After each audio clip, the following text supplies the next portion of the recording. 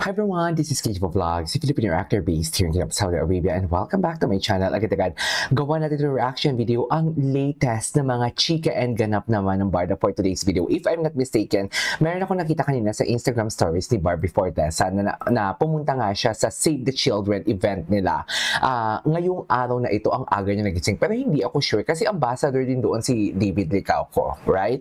So hindi ako sure kung andun din si David kasi wala namang stories na naganap. Pero mamaya sa TikTok makikita natin yan kung andun si Ginoo or wala. Pero ang tanong, maraming nagsasabi doon sa photos na sinama ni David Licauco na yung about sa Australia.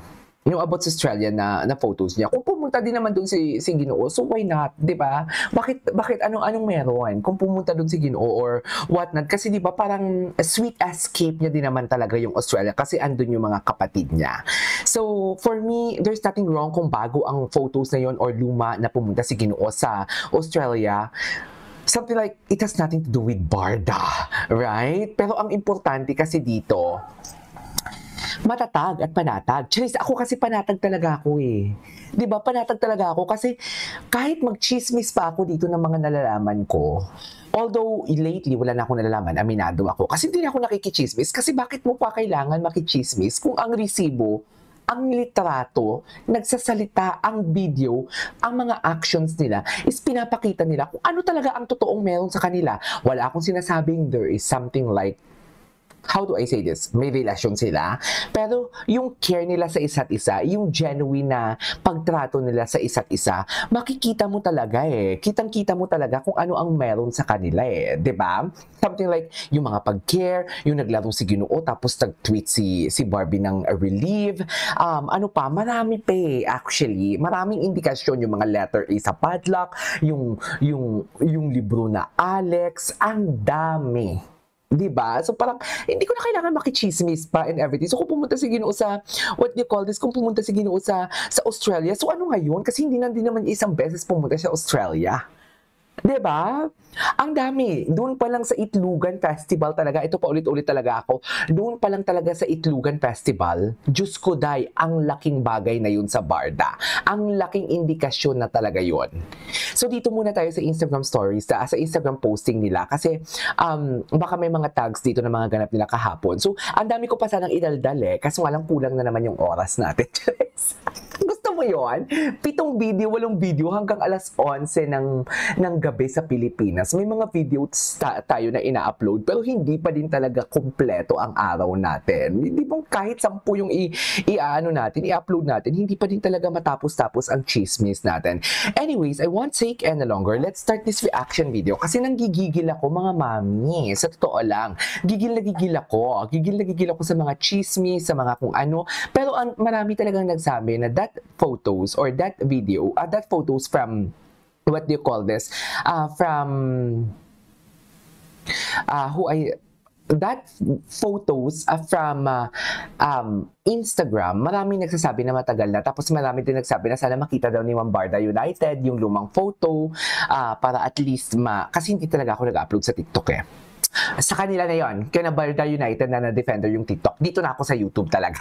Kasi tamad ako mag-edit. Anyways, I won't take any longer. Let's start this reaction video. So dito sa mga posting na to ni Barbie Fortesa, wala pa din. Wala talagang, what do you call this? Wala talagang update. Ay, si James Licauco ba yun? Ay, si Derek Monasterio pa lang nag-like.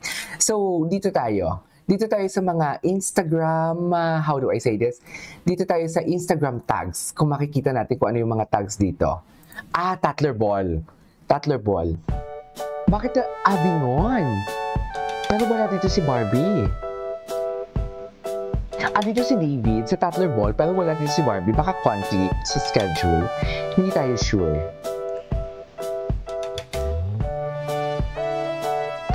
Ito yung Tatler Ball na parang wala masyadong ganap na lumabas sa Tatler Ball, no?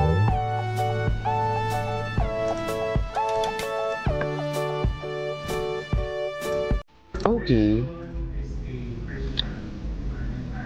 Tingnan natin. Pero andito yung Avinon. At nakatag si Barbie, oh. Ayan, oh, nakatag si Barbie. Si Liza and everything. Pero wala dito baka makita natin dito si David. Is that Ma'am Alice? Si Alden yung host. Tama. Ay, si Kimia pala. Sorry. Sorry naman kung na-judge ko kayo. Charis.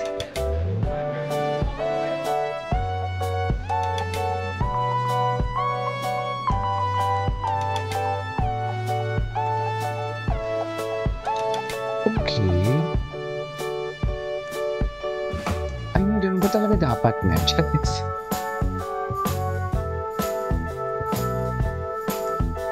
Okay, wala masyado. Wala dito tayo sa mga tags ni Barbie. Ay, ito, si Direk. At napa-atching nala si Barbie Fortesa niyo for today's video. So, wala masyado, no? Tingnan natin kung sino nag-like dito. Tingnan natin sa mga nag-like kay Bea Benene. Okay, punta tayo dito sa IG posting ni Madam Wala Masyado. So, pupunta, ay, hello, ito talaga.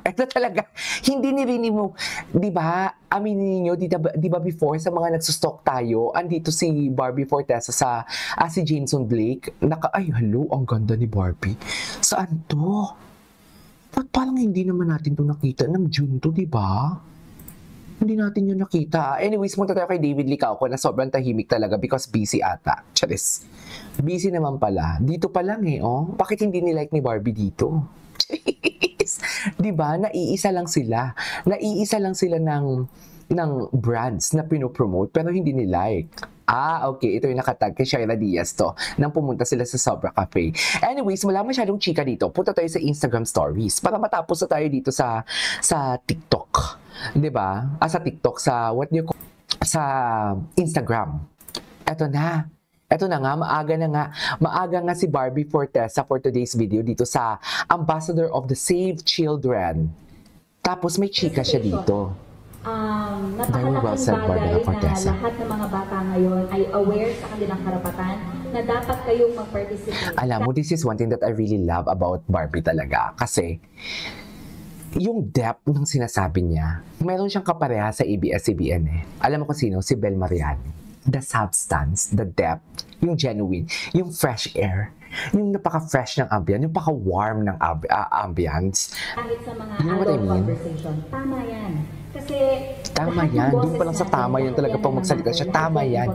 Alam mo yung impactful and again, na. Kayo na po ang aming future leaders. Kaya most definitely, nagmamatter talaga ang boses ninyo.